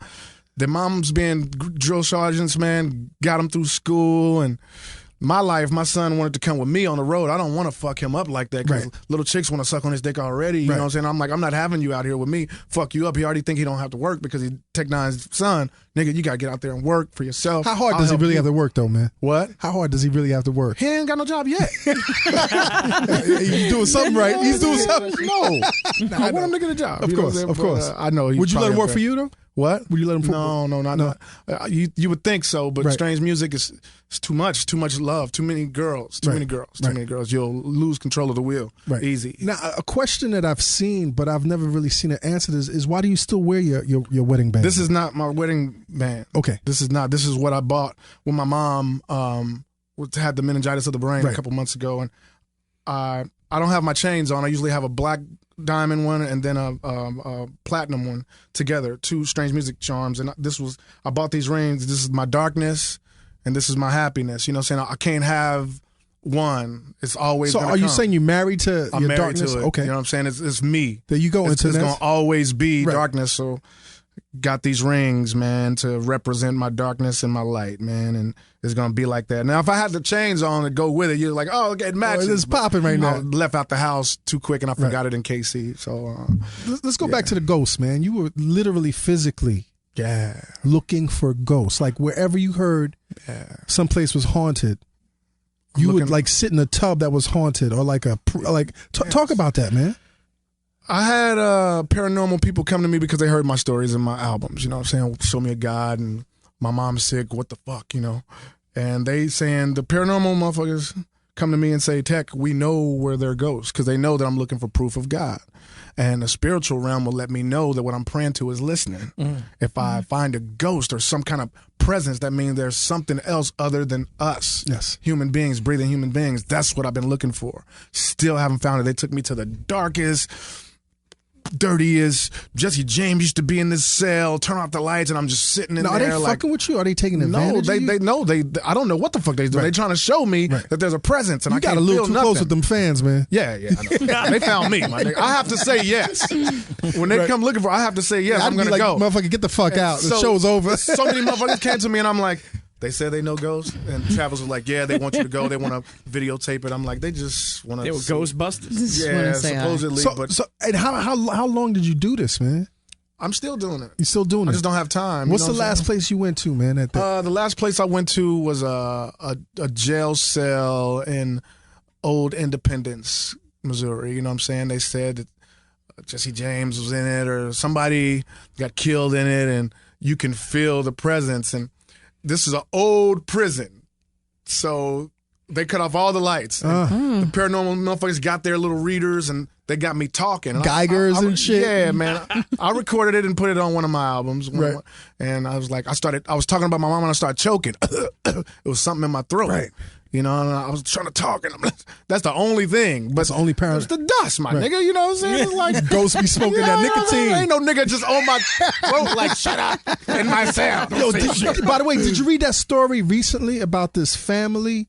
I just read it last week where I forgot where it's this black family, and it said that their house has 300 ghosts and demons. I read I just recently read that shit, man. I'll send that shit to you, man. I mean, I'd like to believe it, man. That's 300 ghosts and demons, my dude. And they still live in that motherfucker? No, they I think they left, and then the cops. Actually, they had the cops. The shit was so crazy because one of the kids was possessed. Yeah, and you know it's a black family, so Child Protective Services took the kids from the family, but then. They're verifying now that all the authorities and the Child Protective Services are saying, no, that's some real shit. I'd like to believe it, man. It would be validation that there's a spiritual realm. Right. And it'll let me know that what I'm praying to every night, whatever the fuck it is listening and answering. You know what I mean? By, you know, my mom coming out of all of her sicknesses as she has, you know. But I still haven't found nothing greater than a human being. You know, I'm still looking for something to scare the shit out of me. Is that what you're looking for, man, to be scared? No, I'm looking for something that would scare the shit out of me, but it would let me know after I'm done. I'm scared. Good. Okay, there's a God, motherfucker. Are you open to like extraterrestrial experience? What do you mean open? Like open, like open, get probed. You want to get probed? not being probed, but just getting a confirmation that okay, wait a minute, there are life forms that exist that I think that we're cocky to think we're the only ones, but I've never seen anything. But I think we're cocky human beings thinking we're the only thing here. You know, not here, but there's got to be something so ill. I hope that doesn't need another thing to reproduce. Like it could just reproduce bed bugs. Damn. Bed bugs. Do you think maybe the answer is to stop looking? Yeah. Maybe you're looking. Well, that's what they say. They say you don't see it because you're trying to see it. I was like, what kind of shit is that? It's possible. I'm walking through the dark and shit. Like I'm not trying to. When I cut off all my lights in my house is big. I cut the fucking shit. You see how I stun it real quick? My house is big. Keep stunting my house is huge. I have to turn off lights for an hour. I'm going to get a bigger one, but it's cool right now. Cut off all the lights. Walk to my room. It takes a while to walk to my room in the dark. And I'm always thinking, what if something jumped out? It scared the shit out of me. But I'd always say, an ex-girlfriend snuck in this motherfucker trying to kill your ass. It's real shit, you know, that can happen. It ain't no ghost. You fuck with the Ouija board? No. Back when I was little, yeah. Did you ever double tap a witch? A witch chick? I think I might have fucked somebody that thought that she was a Wicca or a witch or whatever. Yeah, I think Candles had to be in the early 90s. That was when the witch. That was when witch chicks was the crowd. Witch bitches. I think there's some weird motherfuckers coming to my shows, man. You know, it's like. Does that shit scare you though, man? I mean, here you are, man. You're a performer. You perform from the heart. But you're also a showman. Yeah. You're a performer. You give the audience everything, and you've done a great job of really crafting this audience base. Yeah. And now that you have this audience base, man, does that somehow creep you out sometimes, man? What's the creepiest shit that happened with your audience base, man? Okay, I'll tell you the story. I've told this before. It's funny to me. It's this girl that I usually see when I'm in Milwaukee. Mm-hmm. We had a big show in 2009 in Kansas City, KOD, the last show. People come from different towns to come to this last show. And that girl that I used to see, white chick, jet black hair, always got this creepy ass older dude with her. Yeah, big witch titties. She pulled out her titties on my show. And we got it on tape and everything. If you buy the KOD show, she's the bitch that's on stage at the end and pull her. Big witch titties. This chick, during my meet and greet, because we have meet and greets, Which titties? That's funny. We have meet and greets like from 3 to 4. This one happened to be 3 to 6 because there was a lot of people. Right. So she shows up with this older white dude that's really creepy. He's older. And I said, is that your boyfriend? She's like, no, he's just my friend. She said to me, I have money. I would like to pay you whatever you want to let me watch you fuck one of these groupies around here. I'm like, okay. Hold on. I said, so cash? you want to pay me? Cash. Yeah. Money. She says, I have a hotel room across the street. And I'm calculating. I'm saying, who would I fucking like? Who? And it's easy because you could really just put your hand out like Billy D. Yeah. Pull somebody out the crowd. Yeah. Okay. But this was like before the show. You know, this is the meet and greet. And she's like, I would like to pay you. I didn't even ask her how much. You know, I didn't give a fuck. But she said, I'd like to pay you to let me watch you fuck a groupie. I'm like, and you're just going to sit there? She said, maybe, I don't know. And she's not bad looking, you know. She's like a witch, like really pale big and black titties. hair, but boom, you know what I'm saying? So Boom. I said, is he going to be there? She said, no. I was like, I'll talk to you later, baby. And she gives me her number. I didn't ever do it, though. It was the weirdest thing ever, like a setup or something. Like, Dallas, what would you do, man? First of all, that sounds like some serial killer shit. Yeah. That does not But you sound got your safe. bodyguard. You got your shooters, Of course. right? Yeah. And First of all, I would be like, listen, keep your money. I will pay you to watch you have sex with this old man. Because that, to me, was going to be the real show. So that's one of the weird things that happened. That's crazy, man. But hold on, let's pull back again. Yeah. Because the thing I kind of want to give to the listener is how you reinvented yourself. The Phoenix story. You've gone from a coming into the industry or coming into hip hop as a dancer, kind of a support for the rap entertainers, for the music entertainers, to becoming a musician. But then separating yourself from music. Why did you leave music? I didn't feel like I really left it. I just felt like after having so many things that didn't work, like Perspective didn't work, Quest and Warner didn't work, Interscope and J-Core didn't work, and you'd be like, you have to regroup. Like, And you felt stagnant, right? Yeah, man, I did, man. I felt stagnant like crazy, you know, like I was just running in place, man, you know, and I just had to regroup, and I ran into my friend Travis O'Gwen, late '99. Well, let me interrupt you for a second. My audience hates when I interrupt. It's all good. But I want when you left to go back to Kansas City, like what was your mind? Was it like I'm done, or it was just like, yo, let me just check out for a second? No, I wasn't done. I was saying, what can I do? Right. You know, I'm sizzling. Nobody understands me. That's why I had "Liberate Me" on my arms. You know, liberate right here, liberate me. I was doing real bad at that time. Like, God, take me away, liberate me, free me. Nobody understands who I am. That's a weak tattoo because I wanted to look like I did it, and that's when I wanted to die. That was me asking God. You really to kill wanted me, to die, liberate me, because it's the worst thing that could happen to somebody creative. is being stagnant. Totally. So I put "Liberate Me" on my arms back then, like, kill me, please. You know, but now I look at it, it makes me smile because it's a reminder on how bad it was and how good it's gotten since I didn't get killed or die, you know. But I met my partner Travis O'Gwen. He's like, man, I love your music. How'd you meet him? Because he was in furniture. How'd you meet him? Yeah, he was doing furniture, but he was also funding this clothing company called Paradise. These dudes I knew, these black dudes I knew, and they wanted me to do a fashion show, perform one of my songs that was popping in Kansas City for a while, you know. And I did it, and they saw it, and they said, Travis want to meet you tomorrow. They drove me out there, you know, to his house, and he said, "Tech mansion." Yeah. It was a mini mansion at the mini time. mansion. Okay. Now it's well, I mean, hey, you know, damn, you know, bread and breakfast, motherfucker, stretched, my nigga, you know, Travis and shit. But I think I'm about to move into one behind him. Okay. But so you meet this guy who's totally out of the industry. Yeah. And he's a fan. Yeah. And he's coming from one of the most boring industries you can think of, which is furniture. Yeah, but he's a shrewd businessman, and he caught on just like that, man. And what are y'all talking about? Like, well, because in a sense, your spirit was tampered with. Yeah. And he's looking at you as a fan. Yeah. I was like, he's like, what does it take to put you out? And at the time I was signed, you know, Sway was my manager, you know what I'm saying? Sway with the hat. Yeah. Sway, King Tech, they were my managers at the time. It was just How was he as a manager, man? That was you in the hat. TechN9ne was Yo, what's under up? Sway's Came out the hat. You ever seen him without the hat? No, he won't never take it off. Never. Okay. He came to Kansas City years ago, and we went to a club, and they say, you can't get in with that hat. He's like, I'm not taking off my hat. And they like, How was he as a manager? He was good. He's a good guy, man. I just left him. I just left Rap Fix, man.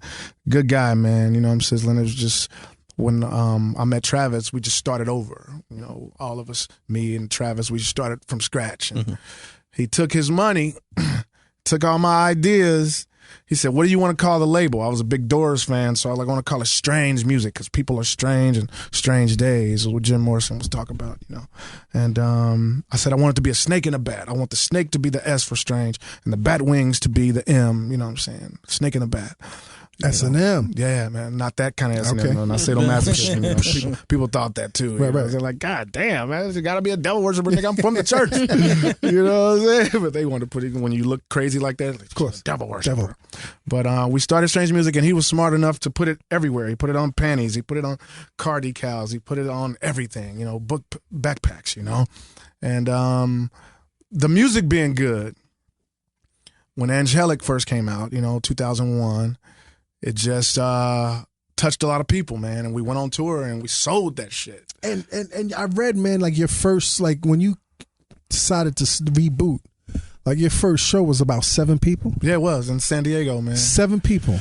Yeah, but we did it like it was 7,000. So we went back to San Diego. You know, some people, they just won't go back. Fuck San Diego. Fuck them. I'm not doing the show. Go fuck yourself, San Diego. Yeah. Like Ron. Did they give you love when you was performing those 7 people? Yes, they did. Do you still keep in touch with those 7 people? Yes, I do. Them? Caliber and his people they still open up for us when we go there. You know what I'm saying? They were a group. They were a group then, or it's called Dynasty. Okay, you know what I'm saying, and they're the ones that brought me. You know what I'm saying? So I still got Caliber in my phone. You know what I'm saying? And we did that show. Came back, it was 20 people. Came back again, it was 50 people. Came back again, 100, 200, 300, and we started selling out the House of Blues, San Diego. You know what I'm saying? So now we have to move to a bigger place because we sell out the House of Blues every time we go there, you know. So it's a good story. Was there ever a point when Travis was like, yo, am I going to make my money back? We didn't that first year, man. We didn't. Was he worried? Nah, I don't think he was. He didn't show me. Right. He's like, man, we didn't make no money. I'm like, damn. We went on this big-ass tour. Didn't make no money. You in the hole, actually. You were actually in the hole. Yeah. But we kept going, man. Right. We really believed in it. And just like I did, we didn't stop. We still didn't stop. And it's been hard trying to get me through. And I'm still trying to get all the way through, you know. But it's happening on its own. We don't have to do anything or conform to do it. It's like all the respect I get from all the other artists, not just the rappers, you know what I'm saying, singers, whatever. You know, rock and rollers, all of them are on my albums, you know what I mean? And it spreads. Like, who is this motherfucker we keep hearing about? Why? Why, Tech? Why? It's respect, man. It's so much respect, and I thank God for it, man. You know what I mean? It's like, that's all I can say. I think it's respect for me and my work ethic and the style that I choose, which is everything. It's ambidextrous. It's left, right. It's up, down. It's all around. It's crazy. I think people respect you being a rebel. Maybe. I don't know. You know, somebody said to me, I was talking to one of the Rage Against the Machine drummer recently, and he said, I want to do something with you. I respect you because you have no boundaries. And I think that's what it is. You know, I'm not afraid to do music, whatever it is, whatever emotion. You know, I don't have to stay in a box. And just because everybody was blowing up, you know, they say, damn, Kendrick Lamar was a hype man on your tour. Now he's like, boom.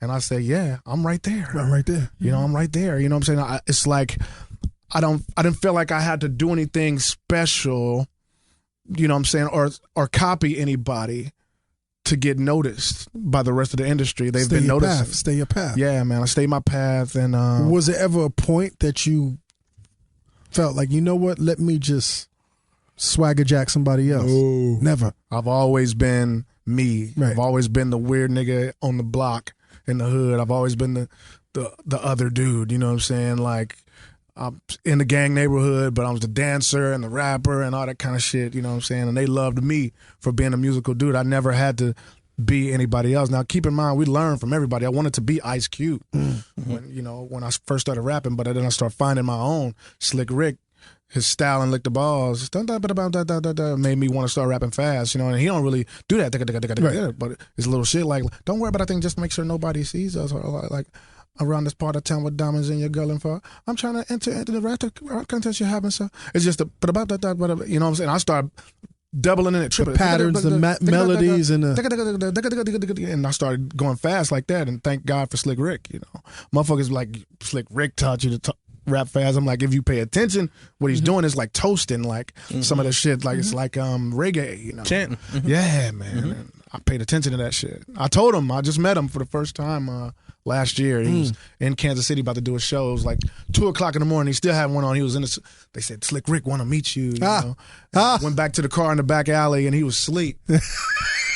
I said, what's up, man? I tell you some shit right now, but you're sleeping, but thank you. That's all I said to him. So how's it feel now, man? 23 years, right? I think it's more than that. More than that. Yeah. You've been in the game for so long. Yeah. You've been on the outside for so long. Yeah. And then it clicks, and then the world kind of catches up to you. And now, you know, you're hearing Lil Wayne saying your name. You know what I'm saying? You're hearing cats like the Kanyes and the Jay-Z's mentioning your name. Like, what kind of feeling is that, man? It's validation that I've been doing the right thing all this time, man. You know, just being true to my shit. You know, just writing what I feel, making good music, man. And those are the people that I have to compete with. Friendly competition, but Eminem was right there. I have to listen to the album like, shit, I gotta go harder, my nigga. You know what I'm saying? Or I listen to Jay-Z and he got all these young motherfuckers talking about Tom Ford. And he got all that shit that fuck me, you know, I got it as young as fuck. You know what I'm saying? I'm like, damn, man, this nigga's beats, you know. I pay attention to this shit. Like, you know. So I'm a student of the shit still, man. And to see it flourish like that, it just makes me smile. It's a normal dude inside of me, the motherfucker you're talking to right now. You see me on stage, I'm not this guy. Right. It's like, you know, the music come on and I turn into something else, man.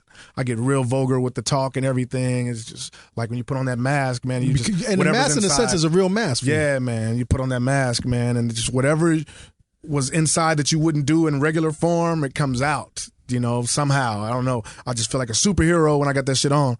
If I had it on right now, I would be even louder. You know? But next time you come, man, I want you to wear the mask. I try. You know, I got to bring the dude who paints I don't do it myself. Okay. You know, it's funny that Brian Dennis, who died, my best friend. The one who painted your face. Yeah. Tell us why he painted your face. I was, Ecstasy? I had a fear. No, nah. Not back then. I had a fear of clowns when I was younger. Why? Because you can't tell what's behind that painted smile, if it's malicious intent. I could understand, but I never really understood. You go to the Ringling Brothers Barnum. Why motherfuckers are scared of clowns? Yeah, it was like that shit was creepy kind of to me when I was little. You know, motherfuckers got on the white gloves and shake your hand and smiling, but not really smiling. Like, what the fuck is up under that? You know, how the fuck did you work with ICP? Well, that was later on in my life, my nigga. So after I became you the had killer gotten past clown. that, yes. So anyway, so you had this fear of clowns. Yeah, so Brian came to me. He's like, hey, we was doing a SIBO show in Kansas City, about to open up. And I was being a hype man for my dude, Tony Roma, not the barbecue motherfucker, another gangster blood Tony nigga. Roma used to rap? Yeah. Tony Roma used to rap. Barbecue? Yeah. So Brian said, you should let me paint a skull on your face for this show. I'm like, yeah. Were there any drugs involved? Not then. Okay. I was smoking weed back then. Okay. You know what I'm saying? This is 94. Bad weed back then. You know what I'm saying? Yeah. Want the seeds in it. Yeah. Popping. I don't know, because 93 I was in LA when I got signed. Okay, so you had to get real shit. Yeah. But Don't rub it in. They don't know nothing about So he that paints shit. your face. Painted my face in 94, man. I went on stage. I came out popping.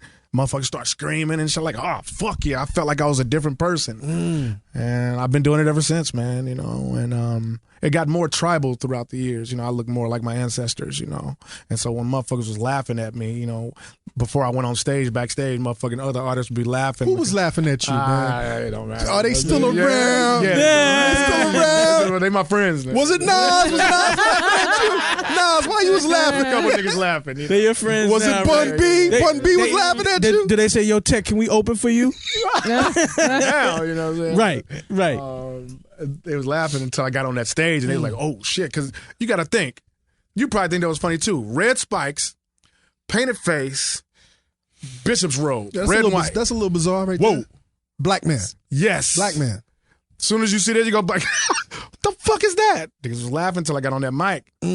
You know what I mean? But I've been painting my face ever since. So that are you still afraid of clowns? No. Okay. That went away after I became the clown. Right.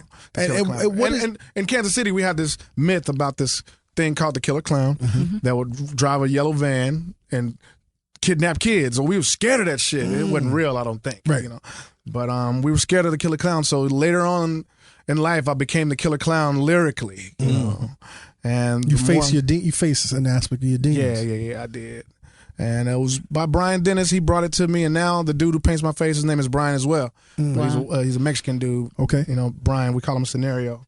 And he told me last year, he was painting me, and he's like, hey, man, ain't it crazy that it's another Brian painting your face? I'm like, damn. Yeah, that's kind of Because I call him ironic. Scenario, Right. you know? I'm like, forgot your name was Brian, dude. It's like, and I feel like when I'm writing, like, words that come out of the sky, like I'm writing, and I'm like, thinking it might be Brian just telling me, yeah, you're doing the right thing, my nigga. Yo, you've had such a illustrious career, man. What was your greatest high?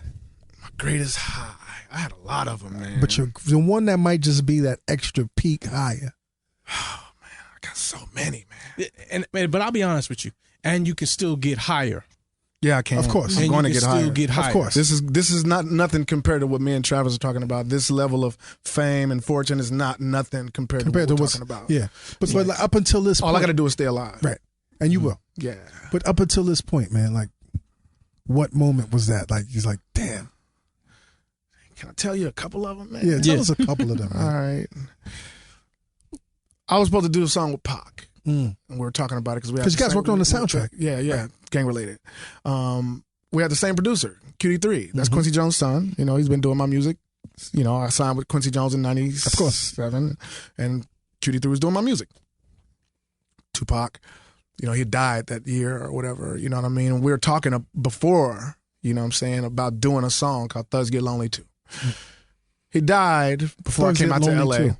Thugs Get Lonely Too. It's like a love song for thugs. It was like a kiss. Sade. It was like you if I was your girlfriend. You know, Prince, and we was rapping over that. You know, right. If I was your thug yeah. It was dope. Thugs Get Lonely. Yeah. It was that. Right. So when he died, you know, I called QD3. He said, "Hey, man, Pac really wanted you to do this song." I'm like, oh. They sent it to me, and I did it. You know, it was a good one. That was a big one. You know what I'm saying? They still want me to do it. Even though when they redid the album and Eminem them did it, they took my verse off. I don't think they did it, but I think they probably didn't know I was on it. Right. I don't know. And they put Motherfuckers Never Loved You? Yeah, and the motherfuckers. Remember? Remember? Another one was when Wayne said my name out of the blue. I had no idea he knew who I was. Right. Funkmaster Flex asked him who he want to work with when he was on Rikers. He said my boy Andre 3000 and my man TechN9ne. I was like, what? Nigga, you know what I'm saying? Put me on the Carter 4. I killed shit. Killed it. Yeah, man. Killed it. I didn't even know that Andre 3000 was going to be on it. You killed it. Still murdered. Right. You know what I'm saying? And that was a big one. But a really humongous one was working with Roger Troutman. This was before everything. This was 2001, my first album. You know, we did I Want to Be Your Man. We called it Twisted. You know, that was a big one for me. Came to Kansas City. He said, how much? I said, how much? He said, $25,000. My budget back then when I was on, you know, Perspective was like, no, not Perspective, but Quincy is like 500,000. So he said 25,000. I'm like, nigga, we got that. Boom, you know? take home. And we did it. And it was Front so and back beautiful. in one It was check. Big one, you know, Nice. sizzling. So that's one. Am I on 3 or 4? You're on 3, but you can go on, man. Okay. I named my label Strange Music because of The Doors. The Doors, yeah. I love this one. Last year, I was able to get all them motherfuckers on a song, man. Including Jim. Including Jim. That's Jim. impossible. How do you get Jim Morrison's estate to give you rights to You Jim? gotta go through 4 motherfuckers. The Black Magic bitch he was married to, and 3 other motherfuckers. I forgot. You know what I'm saying? It's like 4 channels you have to go through, and then the label. So those 4 motherfuckers gotta say yay. That's a big high right there, man. That's a They big all high say right yay there. to a rapper, man. That's a big high They took right me through there. a lot of shit. I can't use the song. Fuck that.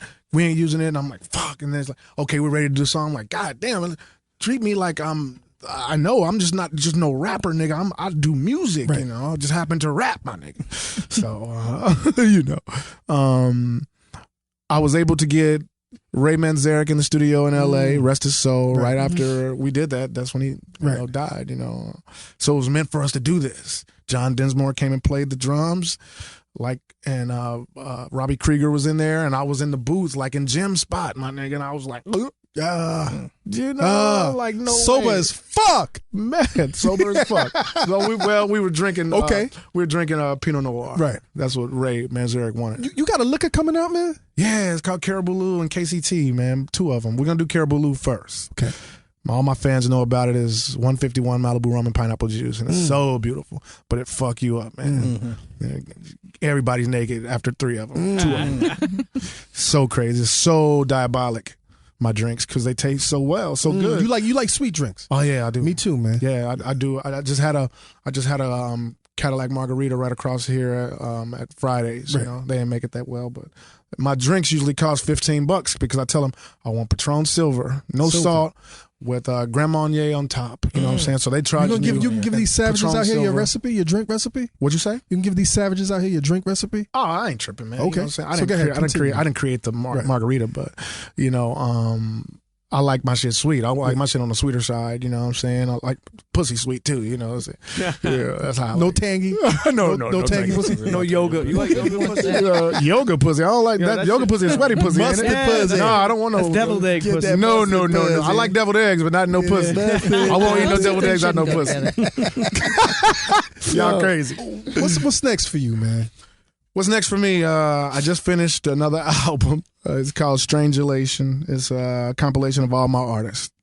Strangulation means the act of strange music artists collectively having the industry in a chokehold. Like, choking you niggas, you ain't saying nothing else after this, you know.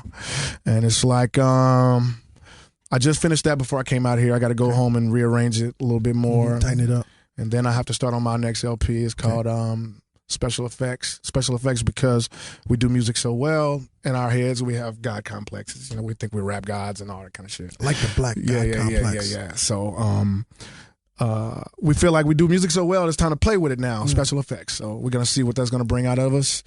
And this tour, the independent grind, we're just steadily going up, man. You know what I mean? How's Rich doing, man? Rich is doing really well, man. Me and Dallas got a chance to interview him for this past at the BET Cypher. Yeah. He's a cool cat. He's talented. He just sent in his verses for the Strangulation, and all of them were killer. He did like 3 or 4 with us. You know what I mean? I'm proud of everybody on Strange Music, man. I'm proud to have a label that has really wonderful people on it. You know what I'm saying? Are they all happy as fuck?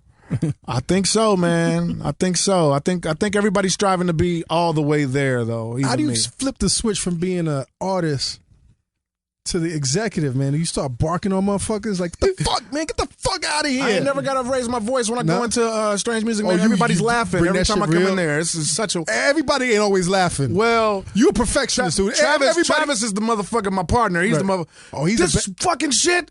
You call this a goddamn video? And I come in... He's a bad cop. Yeah. You got a good bad cop on your team, man. Yeah. And he's white, too? Yeah. Oh! But he went to school with the niggas, though. You know what I'm saying? He was cool. And Van Horn. So he grew up around all us.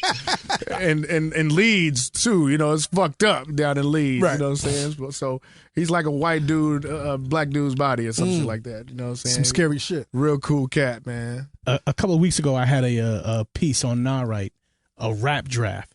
So what NARITE said is, listen, here, we're going to give you a couple of categories, put together a team that, you know, you could be like the Yankees. Put together a team that's going to fucking murder shit. Mm-hmm. So in my utility position, I selected you. Damn.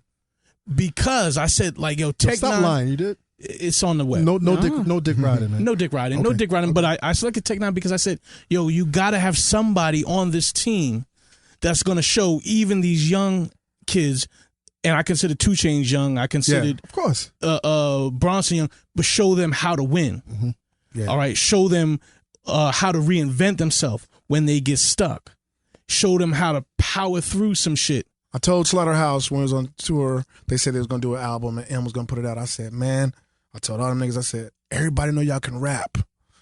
Don't do a whole album of just rapping and MC shit. Rap. Let them niggas into your life, man. That's how you keep them.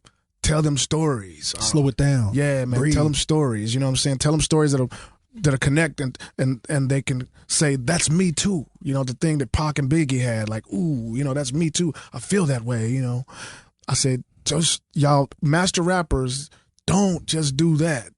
Tell stories, man. Let people in. Nobody identifies with a master rapper. Exactly. If it was about how good a nigga can rap, I'd be a billionaire. You know I briefly wanted to bring up Strange Music again, and just they interviewed me about 2 weeks ago, and it was one of the best interviews I've ever had. Yeah. And just been recently kind of talking to everybody over there, and it does seem like such an amazing creative environment. It is. So just to be like, thank you for building a space for people to work in that, you know, their creativity doesn't feel stifled. They're happy about the product they're putting out. It seems like an amazing time over Our there. secretary, Glenda, man, she does everything. You know? Yeah. And I said, what do you think about working here? She said, I love my job, Tech. It's like, without her, I'd be lost. You know what I'm saying? Without her, Travis would be lost. You know what I'm saying? Valdora's right next to her. Everybody is like, they believe in what I'm talking about. You know, and you just bought a bigger building, bigger headquarters. Yeah, we did, man. We did. We just bought another building, and it was a $4 million project. We have the video crews downstairs and all brand new studios, recording studios upstairs. We call it Strange Land. And I just recorded the first album in it, Strange Elation. Congratulations, man. And it worked, you know, because when you go into a new studio, you just hope that everything's right, and we did it. Last question, man. Real serious, man. Real serious question, man. The hair's not coming back, right? No way. I'm 42, motherfucker. 42. You know what I'm saying? Does that shit hurt, or did you just accept that change, man? Well, I actually had braids like down here, you know what I'm saying? So when I went to Kuwait for that Christmas, and they couldn't go home to their families, and they was out there just posted up, I came back, I cut my shit off. I became the soldier, man. Right. And I like it. But you could still grow your shit back. Yeah, I can. Okay. So but my hairline ain't gonna be the same. Okay. Yeah, okay. You got the LeBron shit. LeBron. My hairline. I ain't trying to do the LeBron. I ain't trying to have the Beijing shit. No headbands. No headbands, my dude. Fuck that. Fuck that. Yes, man. Yes. My shit's too curly, man. My shit is curlier than that. And I looked through all your old pictures, man. The hair was really important to you, man. You used to have like the little puff and like the MC Hammer like days, man. Yeah. You saw the album cover when I was like Thriller, like exactly, man. Yeah. Yo, listen, when I was on Tech. his way out. Tech, man, I'm really glad that you stopped by, man. This was real casual, y'all. This is like I like shit like this. You know what I mean? It's real, man. You know, I don't have to. I'm not nervous, and I don't have to. Who makes you nervous? There ain't nobody make you nervous, man. Charlemagne makes you nervous? No, he didn't make me nervous. Okay. No, he didn't make me nervous. Ghost. Who? Ghost. Ghost don't make me nervous. I want to see that nigga, man. I want him to say God is real. Right. I seen him. Right. When it goes, I'm like, not yet. But what makes me nervous? Not being prepared. You know what I'm saying? I love to be prepared. I don't like to go into a situation and don't know what the fuck I'm doing. You don't like stuttering, man? No way. I don't know. I got to do case later tonight. I don't know what to expect. Nigga never said anything to me, so I don't know what to expect. You know, I don't know how he is. I don't know the drama. King just gonna ask you what kind of beef you got. I ain't got no beef. He'll have some beef. rock What kind of beef I got? I got some Angus in my refrigerator. Nice. Let me see. Some Kobe. Yeah, Kobe man. beef in your refrigerator. I think I got beef. Yeah, man. Yo, man, listen, man. Continued success, man. Yes. Continued Thank you, success. man. Thanks for coming by to the Thank you for Combat having Jack me, Show, man. Listen, Internet. You got anything to say, Dallas, before we wrap up? Glorious, man. Keep doing your Don't thing. glorious. This is protected by the red, the black, and the green with the keys. Gene, you got. I'm wishing him all his luck on his tour because apparently he's a cyborg all the time. So I got to lose his belly, No, man. but you know what, man? You will, and that is something glorious about that old man strength. When you tap into that 40-year-old strength, can't nothing stop you, B. Man, if I hadn't just got off of my vacation, I'm talking about 5 days at Disney World, eating every day, 7-day cruise, eating every day. I gained 10 pounds. If I was just coming off the tour, I look like I was a little bit younger. So I mean, next time y'all see me, you burn that shit off, man. Yeah, but you know, I still fuck like I'm 19. There you go. That was a PSA for the ladies. But no, witches no more, right? Well, my Which bitch, pussy? My bitch kind of look like witch. Okay. Yeah, I like that shit. Cause she got witch titties. Nah, she got some nice titties. Okay, nice. Pete, Nah, let's take us out of here, man. No, definitely. Listen, it was definitely authentic, like you said. It's organic. Like I definitely wish you the best of success, and I like your story, man. I definitely like everything from the willpower to really just the independency. It's reality too, man. It's not like I made this shit up. You know what I'm saying? It's just me. You know, and that's the beauty of being TechN9ne. I get to be me everywhere I go. I don't have to put on beautiful, man. Even though I wear the mask, I don't have to put on anything to be liked by anybody. You don't have to I don't do give a anything fuck to what be they happy think. as fuck. Exactly. Yo, listen. Happy as fucking fuck. That's what's up. I'm happy as fuck, man. Is everybody happy as fuck right now? Yeah, Pretty much happy as fuck. Good. I'm that. not happy as fuck, but I aspire to be happy as fuck. Let's What get would you. make you be happy as fuck, Dallas? Drugs. No. Okay. Stop it. Okay, all right. Guns. Listen, man. Let's wrap it up, man. Listen, internet. You know what it is, man. So y'all can give these two to some people that y'all think is happy as fuck. Thank you, man. I appreciate that. Yeah, man. I thought I had 3, man, but I guess I don't. I appreciate that. Listen, internet. You know what it is, man. So Thanks for the continued support. These, y'all can. Yo, take that happy as fuck, man. They're special to me. You know what I'm saying? Yeah, keep that shit. Yo, Tech, man. Thank you again, man. Thank you, man. Internet, let's wind it up, man. Dream those dreams, man, up and live those dreams, because a life without dreams is black and white, and the universe flows in Technicolor, surround sound. Blah. F your radio. F your TV. F your F your radio. podcast. Thank you, man. That Jack Show. Yeah. Illuminati!